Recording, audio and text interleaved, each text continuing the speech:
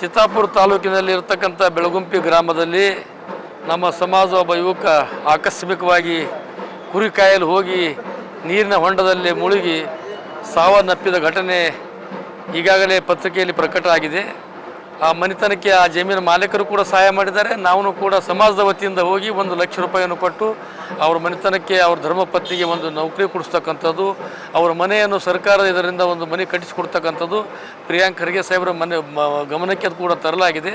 ಜಿಲ್ಲಾ ಅಧ್ಯಕ್ಷರಾದಂಥ ನಮ್ಮ ಜಗದೇವ್ ಗುತ್ತಿದಾರು ಮತ್ತು ವಿಧಾನ ಪರಿಷತ್ ಸದಸ್ಯರು ನಾವು ಅಲ್ಲಂಪುರ ಪಾಟೀಲ್ ಎಲ್ಲರೂ ಕೂಡಿಕೊಂಡು ಆ ಮನೆತನಕ್ಕೆ ಒಳ್ಳೇದು ಮಾಡಬೇಕಂತೇಳಿ ನಾವೆಲ್ಲ ಪ್ರಯತ್ನ ಮಾಡ್ತಾಯಿದ್ದೀವಿ.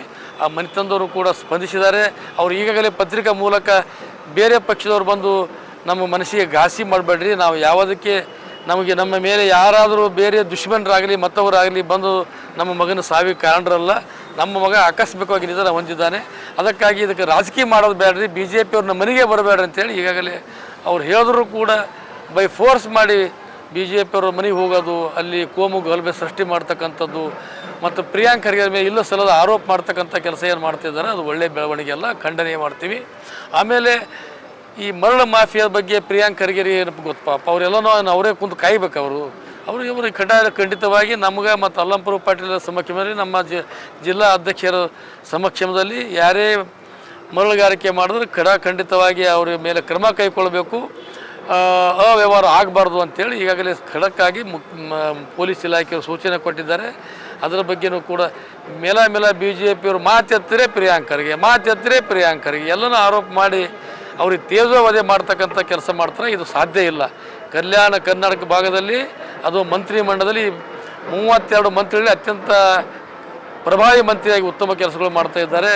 ಕಲ್ಯಾಣ ಕನ್ನಡ ಭಾಗದಲ್ಲಿ ಕೂಡ ಉತ್ತಮವಾದ ಕೆಲಸಗಳು ಮಾಡ್ತಾಯಿದ್ದಾರೆ. ಗುಲ್ಬರ್ಗ ಉಸ್ತುವಾರಿ ಮಂತ್ರಿ ಇರೋದರಿಂದ ಈ ಭಾಗದಲ್ಲಿ ಅತ್ಯಂತ ಹೆಚ್ಚಿಗೆ ಅಭಿವೃದ್ಧಿಗೆ ಅವರು ಪೂರಕವಾಗಿ ಕೆಲಸ ಮಾಡ್ತಾಯಿದ್ದಾರೆ. ಅವೆಲ್ಲವೂ ನೋಡಿ ಸಂತೋಷ ಪಡೋದು ಬಿಟ್ಟು ಸುಮ್ಮನೆ ಅವರು ತೇಜೋವಧಿ ಮಾಡಿ ಅವರಿಗೆ ಘನತೆಗೆ ಕುಂತರ್ತಕ್ಕಂಥ ಕೆಲಸಗಳು ಮಾಡ್ತಾಯಿದ್ದಾರೆ. ಜಿಲ್ಲಾ ಕಾಂಗ್ರೆಸ್ ಪಕ್ಷ ಖಂಡನೆ ಮಾಡ್ತದೆ, ನಾವೆಲ್ಲರೂ ಖಂಡನೆ ಮಾಡ್ತೀವಿ.